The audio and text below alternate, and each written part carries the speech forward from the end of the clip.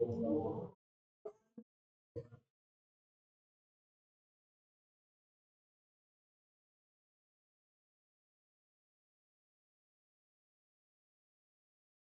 Afternoon बच्चों, कैसे हो आप? करें स्टार्ट। चलो बच्चों, आज हमें रिवीजन करना है चैप्टर नंबर 8 का। और चैप्टर नंबर 8 का नाम है production function and returns to a factor. जैसा कि चैप्टर के नाम में ही है कि चैप्टर के नाम में ही दो चीजें कवर करनी है हमें, एक प्रोडक्शन फंक्शन और एक returns to a factor. I hope अभी आपको, क्योंकि चैप्टर हम डिटेल में पढ़ चुके हैं, तो समझ में आता होगा कि प्रोडक्शन फंक्शन क्या है और रिटर्न्स टू अ फैक्टर। जो रिटर्न्स टू अ फैक्टर है उसको भी हमने दो केस में पढ़ा है, शॉर्ट रन में भी और लॉन्ग रन में भी। और सारे बच्चों को ये तो मालूम हो गई कि शॉर्ट रन में एलवीपी जनरेट होता है, लॉ ऑफ वेरिएबल प्रोपोर्शन, और लॉन्ग रन में law of returns to scale, law of returns to scale, ठीक है, जनरेट होता है। बिकॉज उसमें एक स्टेज और आ जाती है बीच में, फर्स्ट और थर्ड के बीच में, constant returns to a factor. चलो बच्चों, बिना और कोई ज्यादा भूमिका बनाते हुए सीधा सीधा रिवीजन स्टार्ट करते हैं। और सबसे पहले वो बोल रहे हैं इंट्रोडक्शन में कि प्रोडक्शन क्या होता है। प्रोडक्शन ट्रांसफॉर्मेशन होता है। क्या होता है? किस में ट्रांसफॉर्मेशन करना? इनपुट में ट्रांसफॉर्मेशन करना, और उसे किस में कन्वर्ट करना? हाँ, प्रोडक्शन एक ऐसी प्रोसेस होती है जहां पे हम रॉ मटेरियल को, यानी कि इनपुट्स को कन्वर्ट करते हैं, ट्रांसफॉर्म करते हैं किसमें? आउटपुट में, ठीक है ना। एक प्रोड्यूसर बहुत सारे इनपुट यूज करता है किसी पर्टिकुलर गुड्स के प्रोडक्शन के लिए। से यस और नो? बिल्कुल सही बात है। अगर आप कोई एक प्रोड्यूसर हो तो आप ये जानना चाहोगे कि अगर हमें इतना प्रोडक्शन करना है तो इसके लिए हमें कितने रिसोर्सेज चाहिए, या जो रिसोर्सेज आपके पास है इसमें आप मैक्सिमम कितना प्रोडक्शन कर सकते हो, तो आप ये जानना चाहोगे। तो इस चैप्टर में लगभग लगभग हम उसी के बारे में पढ़ेंगे। सबसे पहले बात करते हैं प्रोडक्शन फंक्शन की। बच्चों, जो प्रोडक्शन फंक्शन होता है वो टेक्निकल रिलेशनशिप होती है किसके बीच में? फिजिकल इनपुट के बीच में और फिजिकल आउटपुट के बीच में। और उसको हम कैसे पढ़ते हैं? सामने आपकी स्क्रीन पे लिखा हुआ है कि प्रोडक्शन फंक्शन क्या होता है, और उसको पढ़ेंगे कैसे हम। Quantity of good x is the function of labour and capital. इसका मतलब ये है कि किसी भी गुड की, अगर मैं एक्स मान लेता हूँ किसी भी गुड को, कि किसी भी गुड की जो क्वांटिटी प्रोड्यूस होकर के आएगी वो किसके ऊपर डिपेंड करेगी बच्चों? लेबर के ऊपर और कैपिटल के ऊपर, ठीक है ना। क्यू एक्स का मतलब है quantity, quantity for good x. और क्वांटिटी डिमांडेड नहीं है यहाँ पे, क्वांटिटी प्रोड्यूस है, ठीक है ना, जो क्वांटिटी प्रोड्यूस होगी, बिकॉज हम प्रोडक्शन फंक्शन पढ़ रहे हैं, ठीक है ना। एफ किसको डिनोट कर रहा है? रिलेशनशिप को। किसको शो कर रहा है? रिलेशनशिप को शो कर रहा है। किसके बीच में? L stand for labour and के स्टैंड फॉर कैपिटल। एग्जांपल के तौर पर 2000 शर्ट हम प्रोड्यूस कर सकते हैं 10 लेबर को और 2 लाख रुपए को यूज करके। इसका मतलब है बच्चों कि 2000 शर्ट बनाई जा सकती है, मैक्सिमम 2000 शर्ट बनाई जा सकती है 10 लेबर और 2 लाख रुपए को यूज करके। या इसका मतलब ये होगा कि आपको 10 लेबर, कम से कम क्या चाहिए आपको? 10 लेबर चाहिए और 2 लाख रुपए चाहिए, क्या करने के लिए? 2000 शर्ट को बनाने के लिए। बात करते हैं बच्चों शॉर्ट रन की और लॉन्ग रन की, कि शॉर्ट रन क्या होता है और लॉन्ग रन क्या होता है। और ये हमारा फर्स्ट कपल है, शॉर्ट रन और लॉन्ग रन। शॉर्ट रन क्या था? शॉर्ट रन, शॉर्ट रन वो टाइम पीरियड होता है जिस टाइम पीरियड में हम आउटपुट को इंक्रीज कर सकते हैं by change in variable factor only.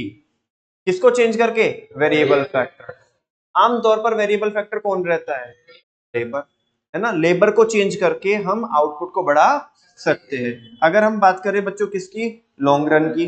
Long run वो टाइम पीरियड होता है जिसमें हम सारे के सारे फैक्टर्स को क्या करके, चेंज करके आउटपुट को क्या कर सकते हैं।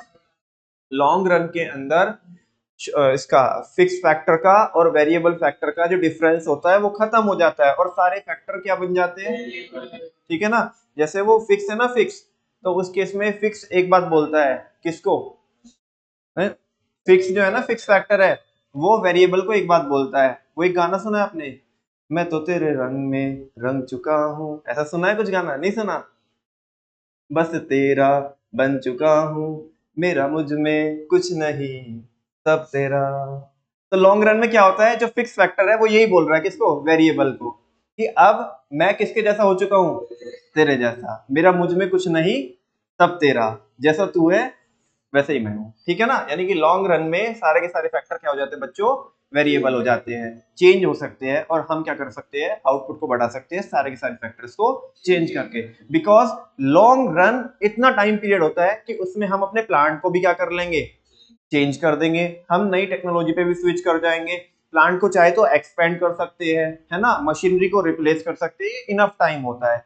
और शॉर्ट रन या लॉन्ग रन कोई एक फिक्स टाइम पीरियड नहीं होता, इसकी कोई डेफिनेशन नहीं होती, मतलब ऐसा की फिक्स टाइम होगा कि कैलेंडर पीरियड होगा 2 महीने 3 महीने 6 महीने 1 साल 2 साल 4 साल। मे बी एक इंडस्ट्री के लिए एक टाइम शॉर्ट रन हो सकता है, वही दूसरी इंडस्ट्री के लिए क्या हो सकता है, लॉन्ग रन हो सकता है। ठीक है ना?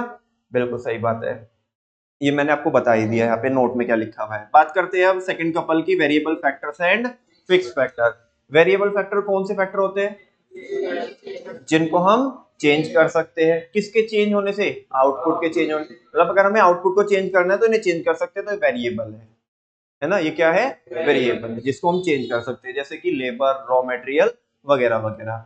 अगर हम कुछ भी प्रोडक्शन नहीं कर रहे हैं, अगर हम कुछ भी प्रोडक्शन नहीं कर रहे हैं, तो मेरे को बताओ कि अपने को वेरिएबल फैक्टर कितने चाहिए, जीरो। कितने चाहिए बच्चों, छोटे छोटे पॉइंटर्स है, एमसीक्यू में आपको पूछे जा सकते हैं कि बताओ अगर प्रोडक्शन कुछ भी नहीं हो रहा तो वेरिएबल फैक्टर की कितनी रिक्वायरमेंट पड़ेगी, वो आपको ऑप्शन दे 0 1 2 इनफाइनाइट, कुछ भी ऐसे करके दे सकता है। ठीक है ना? तो जो वेरिएबल फैक्टर है उसकी हमको 0 जरूरत पड़ेगी अगर हम कुछ प्रोड्यूस ही नहीं कर रहे।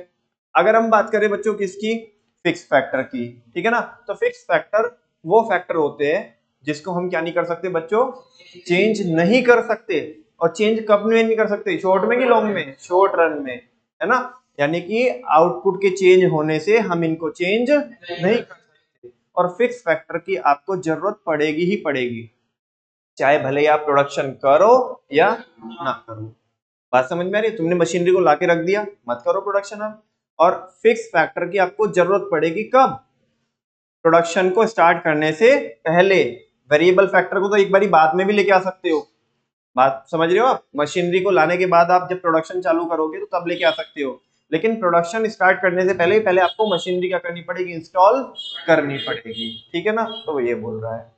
अच्छा, अगर आप आउटपुट कुछ प्रोड्यूस नहीं करना चाहते हो, यानी कि अगर आउटपुट 0 है, तो क्या फिक्स फैक्टर की जरूरत तब भी पड़ेगी, हाँ पड़ेगी, तब भी पड़ेगी। ठीक है? अगर यहाँ पे लिखा ही है कि लॉन्ग रन में, नोट में लिखा है कि फिक्स फैक्टर के बीच में और वेरिएबल के फैक्टर के बीच में जो भी डिफरेंस होता है वो क्या हो जाता है, डिसअपियर हो जाता है। सब क्या, मैंने अभी तो थोड़ी देर पहले तो बोला कि वो भी क्या बन जाता है, वेरिएबल हो जाता है। नेक्स्ट है बच्चों टाइप्स ऑफ प्रोडक्शन फंक्शन। ये थर्ड कपल है हमारा, शॉर्ट रन प्रोडक्शन फंक्शन, दूसरा long run production function. Short run production function क्या बताता है, आउटपुट के ऊपर क्या इंपैक्ट पड़ेगा, केवल किसके चेंज होने से, वेरिएबल इनपुट के चेंज होने से। बाकी जो दूसरे वाला जो फैक्टर है उसको हम क्या मान के चलेंगे, कांस्टेंट मान के चलेंगे, सेम मान के चलेंगे, है ना। एक फैक्टर के चेंज होने से आउटपुट पे क्या फर्क पड़ता है, एक अगर सेम रहे तो, है ना, ये जो होता है ये शॉर्ट रन प्रोडक्शन फंक्शन होता है। और इसको हम कैसे लिखेंगे, QX is the function of labour and capital bar, because capital यहाँ पे क्या रहने वाली है, फिक्स रहने वाली है। एग्जाम्पल के तौर पे अगर आप देखोगे तो 40 शर्ट बनाई जा सकती है 5 लेबर को और 400 रुपए को यूज करके, और 45 शर्ट बनाई जा सकती है 6 लेबर को यूज करके और 400 रुपए को यूज करके। आप यहाँ पे देख पा रहे होंगे कि अमाउंट तो सेम है, कैपिटल तो सेम है, लेकिन लेबर एक एडिशनल लेबर बढ़ी। अगर मैं इस प्रोडक्शन फंक्शन में आपसे पूछूं एमपी बता सकते हो, तो आप बता सकते हो कि एमपी कितना है, कितना है, कैसे पता लगाएंगे, एक लेबर को, क्योंकि एमपी क्या होता है, एक एडिशनल लेबर के यूज करने से एडिशनल प्रोडक्शन कितना हुआ। बिल्कुल, 5 लेबर को लगा करके 40 शर्ट बन रही थी, 6 लेबर को लगा करके कितनी बन रही है, 45 बन रही है। तो जो छठी लेबर है, सिक्स जो बंदा है, उसने कितना प्रोडक्शन किया, 5, तो एमपी भी पता पड़ जाएगा हमें। खैर आगे देखेंगे हम। अच्छा, कह रहे कि जी शॉर्ट रन प्रोडक्शन फंक्शन में क्या होता है, जो शॉर्ट रन होता है, शॉर्ट रन में बेसिकली कौन जनरेट होता है, LVP, नाम तो सुना ही होगा, लॉ ऑफ वेरिएबल प्रोपोर्शन। ठीक है। बात करें अगर लॉन्ग रन की, तो लॉन्ग रन में हम जो इम्पैक्ट देखते हैं वो आउटपुट के ऊपर ही इम्पैक्ट देखते हैं लेकिन वहां पे केवल एक चेंज नहीं होता, ठीक है ना, वहां पे दोनों के दोनों फैक्टर क्या हो जाते हैं, चेंज हो जाते हैं। यानी कि दोनों के दोनों फैक्टर, यानी कि दोनों से मतलब है मेरा जितने भी तुम यूज कर रहे हो ऑल, सारे के सारे फैक्टर में चेंज होकर के आउटपुट पे कितना इम्पैक्ट पड़ा, जब आप इसकी स्टडी कर रहे होते हो तो वो बच्चों होता है लॉन्ग रन प्रोडक्शन फंक्शन। और उसको हम कैसे रीड करेंगे, QX is a function of labour and capital. Capital के ऊपर बार आएगा क्या, नहीं, बिकॉज यहाँ पे कैपिटल भी क्या हो जाएगी, चेंज हो जाएगी। जैसे आप एग्जांपल के तौर पे देख पा रहे होंगे कि 40 शर्ट बनाई जा सकती है 5 लेबर और 400 रुपए को यूज करके, और जबकि 80 शर्ट बनाई जा सकती है 10 लेबर और 800 कैपिटल यूज करके, ठीक है। और आप एक चीज और नोटिस कर रहे होंगे, यहाँ पे जो रेशियो हो रहा है ना, वो रेशियो कांस्टेंट है। आउटपुट में भी 1:2 का रेशियो है, लेबर में भी 1:2 का रेशियो है, कैपिटल में भी 1:2 का रेशियो है। तो रेशियो यहाँ पे क्या रहता है, सेम रहता है। मुझे ऐसा लगता है कि मल्टीपल चॉइस में पूछा जाए तो कोई प्रॉब्लम आपको नहीं होनी चाहिए, ठीक है। अब आ जाते हैं यहाँ पे मेन जो हमारे कॉन्सेप्ट है बच्चों, ये इस चैप्टर का ना एक पार्ट था, और ये बेसिक्स थे इस चैप्टर के। आगे समझने के लिए इस चैप्टर को, ये जो बेसिक मैंने अभी तक आपको रिकॉल करा है, पढ़ा तो मैं ऑलरेडी चुका ही हूँ, आपको केवल जस्ट रिकॉल करा रहा हूँ आज। तो ये आगे पढ़ने के लिए अभी तक का जो पोर्शन था वो आपको समझ में आना चाहिए। बात करते हैं प्रोडक्ट के कॉन्सेप्ट की। आपने इनपुट को लगा करके जितना आउटपुट जनरेट किया वो क्या है, प्रोडक्ट। देख लो क्या लिखा है, product refers to the volume of good produce. जो आपने जितनी भी क्वांटिटी प्रोड्यूस की है, जितना भी वॉल्यूम प्रोड्यूस किया है किसी एक फर्म ने या किसी एक इंडस्ट्री ने during a specific period of time, एक स्पेसिफिक पीरियड ऑफ टाइम में, उसी को क्या बोलते हैं, हम प्रोडक्ट बोलते हैं। और प्रोडक्ट का जो कॉन्सेप्ट है बच्चों, 3 पार्ट में डिवाइड कर सकते हैं। पहला टोटल प्रोडक्ट, दूसरा मार्जिनल प्रोडक्ट, और तीसरा एवरेज प्रोडक्ट। सारे इनपुट को यूज करके टोटल कितनी क्वांटिटी प्रोड्यूस करी उसे आप बोलोगे टोटल प्रोडक्ट। टोटल प्रोडक्ट को आप टोटल आउटपुट भी बोल सकते हो, टोटल रिटर्न भी बोल सकते हो, टोटल फिजिकल प्रोडक्ट भी बोल सकते हो, या टोटल फिजिकल आउटपुट भी बोलोगे तो भी चलेगा। जैसे कि एग्जांपल के तौर पे यहाँ पे लिखा है 10 लेबर ने अगर 100 यूनिट बनाई है किसकी, शर्ट की, तो 100 क्या है हमारा टोटल प्रोडक्ट, क्या है, बिल्कुल। बात करें अगर हम मार्जिनल प्रोडक्ट की, तो मार्जिनल प्रोडक्ट क्या होता है, एक एडिशनल लेबर के लगाने से एडिशनल प्रोडक्शन कितना हुआ, यानी कि टोटल प्रोडक्ट में कितना ऐड ऑन हुआ एक एडिशनल लेबर को लगाने से, इसको बोलते हैं मार्जिनल प्रोडक्ट।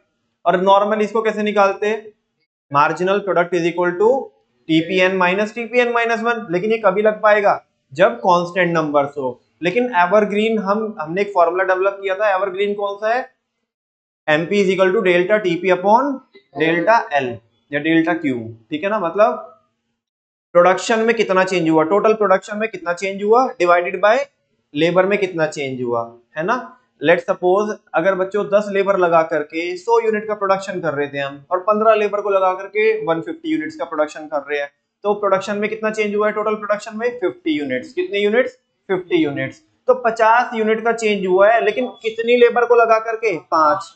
तो एक लेबर को लगा करके कितना हुआ होगा, 10। ये हमने मतलब वो नहीं, एक बात यहाँ पे तुम देख पा रहे होंगे, ये जस्ट केवल जुगाड़ है। हमने क्या किया, 50 यूनिट हमने क्या की, एडिशनल प्रोड्यूस करी, लेकिन 5 लेबर को लगा करके।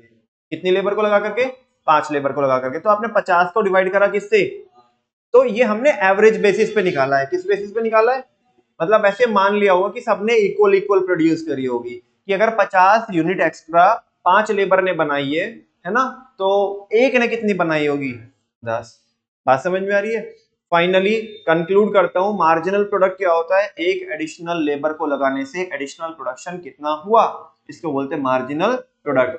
इसको आप क्या भी बोल सकते हो, मार्जिनल आउटपुट भी बोल सकते हो, मार्जिनल रिटर्न भी बोल सकते हो, और मार्जिनल फिजिकल आउटपुट या प्रोडक्ट भी बोल सकते हो, ठीक है। अच्छा, यहाँ पे देखो ये क्या लिखा है, TP is equal to sigma MP. Total product अगर आपको निकालना है तो आपको मार्जिनल को ऐड करते जाना होगा, तो क्या निकल जाएगा बच्चों, बोलो ना, बोलो ना, टीपी निकल जाएगा, क्योंकि मार्जिनल को आप सम करते जाओगे तो क्या निकल जाएगा, टीपी निकल जाएगा। नेक्स्ट है बच्चों एवरेज प्रोडक्ट। एवरेज प्रोडक्ट का मतलब क्या होता है कि ऑन एन एवरेज एक लेबर ने कितना प्रोडक्शन किया है। अगर 200 यूनिट बनाई है 5 बंदों ने, 200 यूनिट बनाई है टोटल 5 बंदों ने, तो ऑन एन एवरेज एक ने कितनी बनाई है? 40 बनाई है। कितनी बनाई है? 40। आपने कैसे निकाला? टोटल प्रोडक्ट को किससे डिवाइड कर दिया? लेबर से। तो आपने ये बता दिया कि एक बंदे ने ऑन एन एवरेज कितनी बनाई होगी। तो ये वही बोल रहा है एवरेज प्रोडक्ट होता है output per unit of variable factor, यानी कि एक वेरिएबल फैक्टर ने कितना आउटपुट जनरेट करके दिया है। और इसको आप निकाल सकते हो AP is equal to TP upon Q. Q बोले तो लेबर, ठीक है ना। अच्छा, एवरेज प्रोडक्ट को भी सिमिलरली आप कैसे बोल सकते हो? एवरेज आउटपुट, एवरेज रिटर्न और एवरेज फिजिकल प्रोडक्ट, ठीक है। यहाँ से एक एक नंबर के कोई एमसीक्यू आ जाए तो ठीक है, लेकिन मेन टॉपिक तो कोई अभी तक बनता नहीं है। पहला सवाल जो 3 नंबर के लिए पूछा जा सकता है आपको कि क्या एमपी नेगेटिव हो सकता है? हाँ जी, जवाब है यस, एमपी नेगेटिव हो सकता है। कब होएगा? When there is excessive employment, जब आपने ज्यादा लोगों को लगा के रखा हो लेकिन उतनों की जरूरत। ऐसा भी पूछा जा सकता है कि अक्सर कौन से सेक्टर में देखने मिलता है आपको ऐसा? फार्मिंग सेक्टर में और पब्लिक सेक्टर अंडरटेकिंग्स में, मतलब जो गवर्नमेंट कंपनीज होती है वहां पे या तो ऐसा देखने मिलता है या तो आपको फार्मिंग सेक्टर में देखने मिलता है कि जितने लोगों की जरूरत है उससे ज्यादा ही लोग लगे होते हैं, तो वहां पे एमपी क्या हो जाता है आपका? नेगेटिव हो जाता है। क्या इसको सही किया जा सकता है? हाँ, सही किया जा सकता है। अगर आप कुछ वर्कर्स को क्या कर लो, हटा दो, तो एमपी बराबर से पॉजिटिव में चला जाएगा। किस में चला जाएगा? पॉजिटिव में चला जाएगा। अच्छा, वैसे भी आप ऐसा भी लिख सकते हो इसके अंदर, हालांकि यहाँ पे लिखा हुआ नहीं है कि एमपी नेगेटिव कब होता है? थर्ड स्टेज में। कब होता है? थर्ड स्टेज में होता है। तो यस और नो?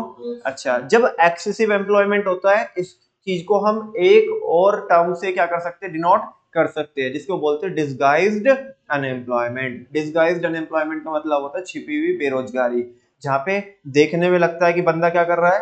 काम कर रहा है, लेकिन एक्चुअल में कोई प्रोडक्टिविटी नहीं आ रही होती है, बस वो मेहनत कर रहा है लेकिन आउटपुट कोई भी आ नहीं रहा है। तो बच्चों, पहला 3 नंबर के लिए क्वेश्चन आपको ये पूछा जा सकता है। दूसरा सवाल आपकी स्क्रीन पे important, law of variable proportion. बहुत सिंपल, बहुत आसान, शॉर्ट रन में जनरेट होता है। किसमें जनरेट होता है? लॉ ऑफ वेरिएबल प्रपोर्शन क्या बोलता है कि अगर आप एक फैक्टर को फिक्स रखोगे और एक को आप चेंज करते जाओगे, इंक्रीज करते जाओगे, है ना, as you increase number of variable factor along with the fixed factor, then initially क्या होगा? MP increases. शुरुआत में एमपी इंक्रीज होगा, देन एमपी डिक्रीज होगा, देन एमपी नेगेटिव हो जाएगा फाइनली। और इन तीनों का मतलब क्या है? एमपी के पॉजिटिव होने का मतलब है कि टीपी बढ़ तो रहा है लेकिन बहुत तेजी स्पीड से बढ़ रहा है, और एमपी के कम होने का मतलब, घटने का मतलब है टीपी बढ़ तो रहा है लेकिन घटते हुए रेट से बढ़ रहा है, और एमपी के नेगेटिव होने का मतलब है कि टीपी घटना चालू हो गया। ये लॉ है। इसको क्या भी बोलते हैं? लॉ ऑफ रिटर्न भी बोलते हैं, law of return to a factor भी बोलते हैं, और return to a variable factor भी बोलते हैं कि वेरिएबल फैक्टर को लगा करके कितना कितना कैसे कैसे रिटर्न आ रहा है, क्या क्या स्पीड रहेगी आउटपुट की। अगर आपको ये 4 नंबर में 6 नंबर में पूछा जाता है तो इतना लिख करके आपको एक छोटी सी हल्की सी टेबल बनानी है, और एक क्या बनाना है? डायग्राम बनाना है। क्या बनाना है? मैं टेबल बनाने का तरीका भी बता देता हूँ आपको। लोड ही नहीं लेना दिमाग पे, लैंड ले, उसे फिक्स कर दो। आप अगर एक एक ले रहे हो तो एक एक ले लो, दो दो ले रहे हो तो दो दो लेना, पांच पांच यूनिट रख रहे हो तो पांच पांच, जो भी लोगे सेम लेना, बिकॉज उसे हमें क्या रखना है? फिक्स रखना है। किसकी क्वांटिटी बढ़ाना है? लेबर की। लेबर को बढ़ाने में कुछ दिक्कत जाएगी? अरे चालू करो एक से, 1 2 3 4 5 6, जितना तुम दिखाना चाहते हो, तुम्हारी मर्जी। मैं ये नहीं कह रहा हूँ कि जो मेरे यहाँ पे लिखी हुई है वही लिख के आओगे आप, है ना, आप अपने मन से कुछ भी लिखना। टीपी को मत ड्रॉ करना पहले, टीपी को ड्रॉ करोगे तो कंफ्यूजन में आ जाओ। पहले सबसे पहले किसको पकड़ लो? एमपी को। किसको पकड़ लो? एमपी को। पहले एमपी को बढ़ाओ, पहले एमपी को बढ़ाओ, बिकॉज फर्स्ट स्टेज में वही होता है। फिर एमपी को घटाना चालू कर दो, और फिर किसको? फिर एमपी को जीरो ले आओ और नेगेटिव में ले आओ। एमपी के बेसिस पे किसको ड्रॉ कर दो? टीपी को। टीपी कहीं से भी स्टार्ट करो, जैसे आपने एक लेबर पे आपने कुछ भी लिख दिया, भले ही मैंने 2 लिखा है, आप 3 लिखो, 4 लिखो, 5 लिखो, कुछ भी लिखो, जमता है, चलेगा, ठीक है ना। अच्छा, अभी क्या है? अगर एमपी, जैसे मान लिया आपने यहाँ पे बच्चों, अगर फर्स्ट कॉलम में अगर आप एमपी लिखोगे इधर, तो वही लिखोगे जो आपने किस में लिखा है? टीपी में लिखा है, बिकॉज जीरो लेबर पे तो जीरो ही प्रोडक्शन होता है ना। अच्छा, आगे से क्या करते जाओगे, बस इसमें ऐड ऑन करते जाओगे। आप जो एमपी आपने लिखा था ना वो ऐड ऑन करते जाओगे तो क्या जाएगा, टीपी। अरे मैंने अभी बताया नहीं था क्या, अभी आपको ऊपर एक वो बताया था ना कि एमपी, अगर आपको टीपी निकालना है तो TP is equal to sigma MP होता है। तो एमपी को जोड़ते जाओ, 2 है, 2 में 3 जोड़ोगे 5 आ गया, 5 में कितना जोड़ोगे, 4 जोड़ोगे 9 आ गया, 9 में 3 जोड़ोगे 12, ऐसे ऐसे जोड़ते चले जाना, ड्रॉ हो जाएगी, कोई दिक्कत ही नहीं जाएगी। ठीक है ना, यस और नो। एमपी को लिख करके टीपी को बनाना कोई बड़ी बात नहीं है ना, बिल्कुल वैसे करोगे आप। और भारत माता की डायग्राम बना देना है। एमपी शुरुआत में बढ़ता है, फिर घटता है, जीरो भी होता है, नेगेटिव भी होता है। अच्छा, जहां पे एमपी क्या होगा, मैक्सिमम होगा, और वहां तक तो क्या होगा, वो तेजी स्पीड से बढ़ेगा। कौन, टीपी, तो बहुत तेजी स्पीड से, ऐसा उसका जो स्टीपर होना चाहिए वो। फिर उसके बाद हल्का सा फ्लैट कर देना उसे। समझ आ रही है आपको बात। और फ्लैट कब तक करोगे, और मैक्सिमम कहां पे लेके आओगे, जब वो क्या हो जाएगा, नीचे जीरो हो जाएगा। देन जब वो नेगेटिव चला जाएगा तो उसे घटाना चालू कर दोगे आप, सिंपल। कोई शक नहीं ना। आगे एक्सप्लेनेशन है बच्चों इसका। वो बोल रहा है कि फर्स्ट स्टेज में एमपी इंक्रीज हो रहा है, इस स्टेज को बोलते हैं increasing returns to a factor. इस केस में क्या होता है, टीपी बढ़ रहा होता है बढ़ते हुए रेट से, इंक्रीजिंग रेट से। TP increases at an increasing rate. दूसरी स्टेज में एमपी डिक्लाइन होता है, इसे क्या बोलते हैं, diminishing returns to a factor. और इस केस में टीपी बढ़ रहा होता है डिक्रीजिंग रेट से, TP increases at a decreasing rate. And finally क्या होता है, थर्ड स्टेज को बोलते हैं negative returns to a factor. इसमें एमपी नेगेटिव हो जाता है, इसका मतलब है कि टीपी घटना चालू हो जाता है। क्या एमपी कभी बढ़ सकता है, हाँ जी, कोई प्रॉब्लम तो है नहीं, बढ़ता है एमपी, शुरुआत में बढ़ता है, increasing returns to a factor वाली स्टेज में एमपी बढ़ता है। ठीक है, बिल्कुल, ये एमसीक्यू में आ सकता है। नेक्स्ट है causes of increasing returns to a factor. ये मुझे लगता नहीं कि आना चाहिए, है ना, बहुत जनरल सा टॉपिक है, और मेन इसमें एलवीपी है, बाकी एक आगे के टॉपिक और आगे बताऊंगा। तो कॉजेज क्या है फर्स्ट स्टेज की, फिर भी आएगा, छोड़ के मत जाना, मैं तो रिवाइज करा ही रहा हूँ और पढ़ा भी है आपने। शुरुआत में बच्चों मशीनरी फुल्ली यूटिलाइज नहीं हो पाती, जैसे जैसे आप लेबर को बढ़ाओगे तो मशीनरी का फुल यूटिलाइजेशन होना चालू होगा, और जब मशीनरी फुल यूटिलाइज होना चालू होगी तो शुरुआत में प्रोडक्शन बढ़ेगा कि घटेगा, एडिशनल लेबर के लगाने से प्रोडक्शन बढ़ेगा, ये लिखा है उसके अंदर। दूसरा बोल रहा है increased efficiency of the variable factor. शुरुआत में क्या होता है बच्चों, क्योंकि लेबर कम है, जरूरत ज्यादा की है, तो उनकी एफिशिएंसी आएगी नहीं, बिकॉज कम लोगों ने ज्यादा लोगों का काम करना पड़ रहा है।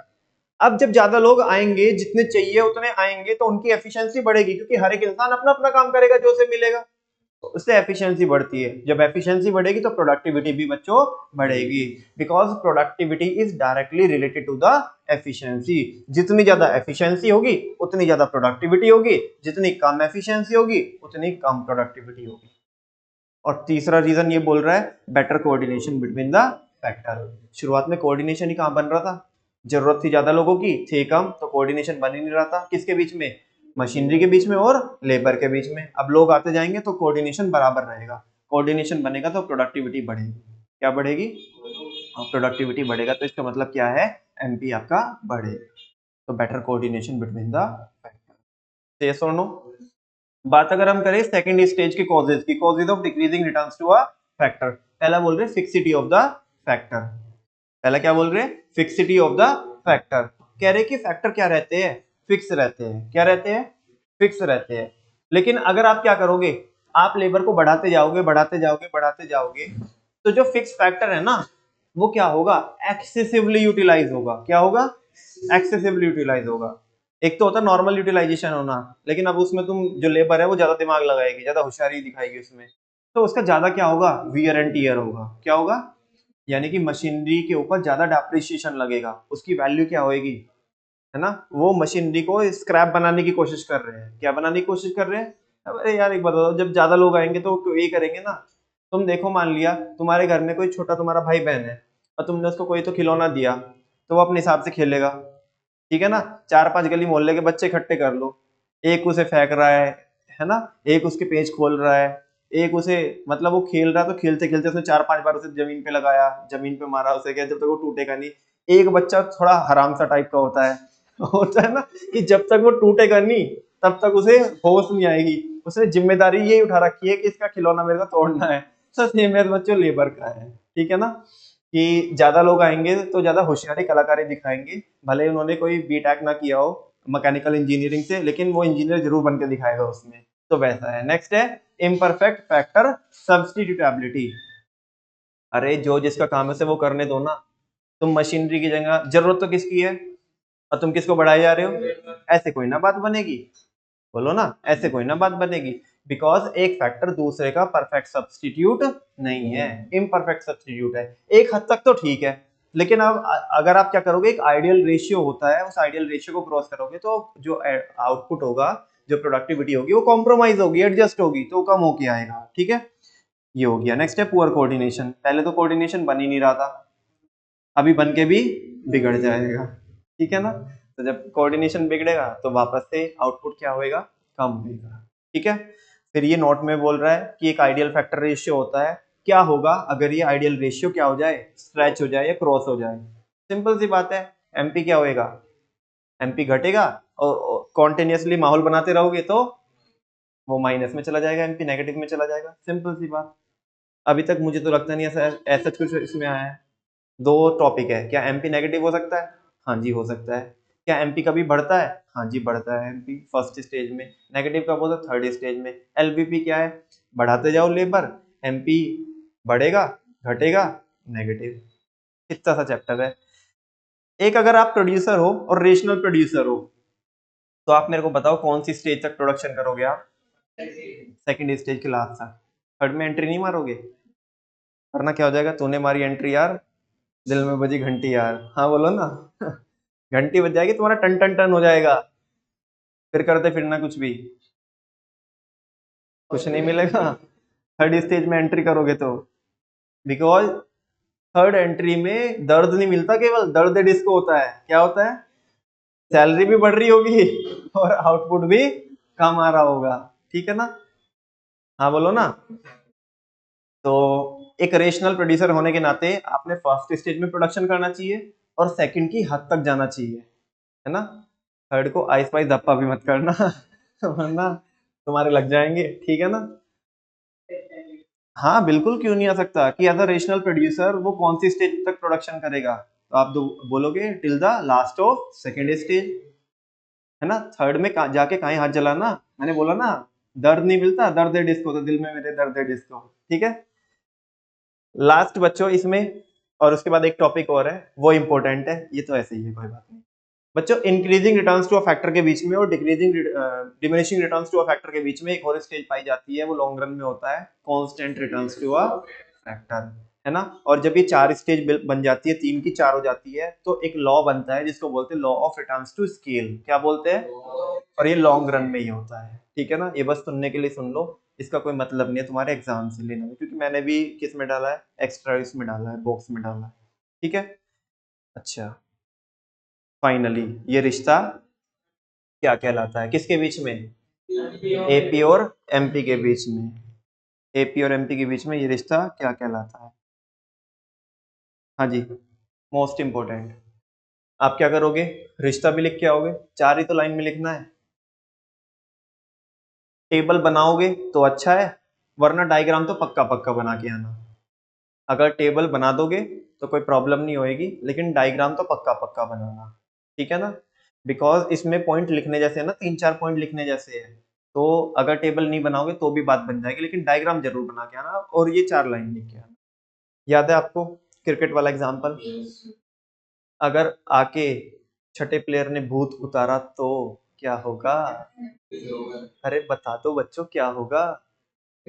अगर एमपी मतलब मार्जिनल रन क्या होंगे, ज्यादा होंगे किससे, एवरेज रन से, तो पूरी टीम का एवरेज क्या हो जाएगा, बोल दो। अगर मार्जिनल प्रोडक्ट ज्यादा होगा किससे, एवरेज प्रोडक्ट से, तो एवरेज प्रोडक्ट क्या होगा, इंक्रीज होगा। वो लिखा है ना, एपी इंक्रीजेस, एपी इंक्रीज होएगा।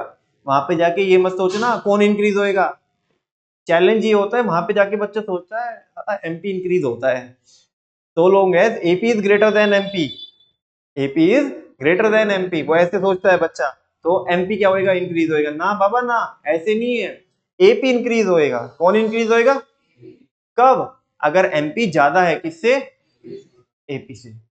अच्छा, अगर आपका क्या है, अगर एमपी है, एमपी एमपी कम है किससे, किससे, एपी से, तो उस केस में क्या होगा, तो पूरा जो एपी है ना वो क्या हो जाएगा, कम हो जाएगा। और अगर बराबर है MP is equal to AP है, हाँ, तो एपी कांस्टेंट रहेगा और मैक्सिमम होगा। यस और नो, हाँ तो बोल दो ना। अच्छा एक पॉइंट और रह गया, वो बता सकते हो आप मेरे को। एमपी में बी जीरो और negative, but AP continues to be positive. AP हमेशा क्या रहेगा, पॉजिटिव रहेगा। किसी को कोई शक तो नहीं है? अच्छा ये देखो, ये टेबल है इसकी, ये क्या है, टेबल है, और नीचे में क्या है, डायग्राम है। चलो अगर तुम्हें टेबल भी बनानी ना मन भैया, हम तो टेबल भी बनाएंगे इसकी। टेबल कैसे बनाए इसके बता दो। लैंड ले, लेबर ले, ठीक है ना। अभी आप क्या ले लो, एमपी ले लो। क्या ले लो पहले, एमपी ले लो। एमपी लोगे तो एमपी क्या करोगे आप, पहले ज्यादा करोगे एमपी को। क्या करोगे, ज्यादा करोगे एमपी को। यस और नो। एमपी जैसे 10 है फिर 20 है, ठीक है ना। फिर एमपी को क्या करोगे आप, कम करोगे, वही जैसे हमने पहले किया था। तो देखो 15 7 जीरो तक लेके आओगे, फिर माइनस में ले जाओ। एमपी के बेसिस पे किसको ड्रॉ कर लो, टीपी को ड्रॉ कर लो, एपी को नहीं, टीपी को। क्योंकि एमपी के बेसिस पे हम किसको निकाल सकते हैं, टीपी को निकाल सकते हैं। और टीपी से सिंपली क्या निकल जाएगा, एपी निकल जाएगा। बिकॉज हमें किससे तो डिवाइड करना है, लेबर से, तो एपी निकल जाएगा। पूरी टेबल हो गई। डायग्राम ये रहा। बोलो भारत माता की। मुझे बताओ कोई प्रॉब्लम है क्या? जब तक एमपी ज्यादा होगा किससे, एपी से, तो एपी क्या हो रहा है, देखो इंक्रीज हो रहा है। जब दोनों इक्वल हो जाएंगे तो एपी कांस्टेंट हो जाएगा और मैक्सिमम होगा। और जब एमपी कम हो जाएगा किससे, एपी से, तो एपी घटना चालू हो जाएगा। ये डायग्राम में वो जीरो भी हो जाएगा और नेगेटिव भी हो जाएगा, लेकिन वो नहीं आएगा, है ना। मजाल उसकी कि वो एक्स एक्सिस को क्या कर दे, टच कर दे, हो ही नहीं सकता। उनके बीच में भाई अमरीश पुरी है, ठीक है ना। ये राज है, ये सिमरन है, बीच में कौन है, अमरीश पुरी। ये अमरीश पुरी राज को किससे नहीं मिलने देता है, हाँ सिमरन से नहीं मिलने देता है। समझा क्या आपको?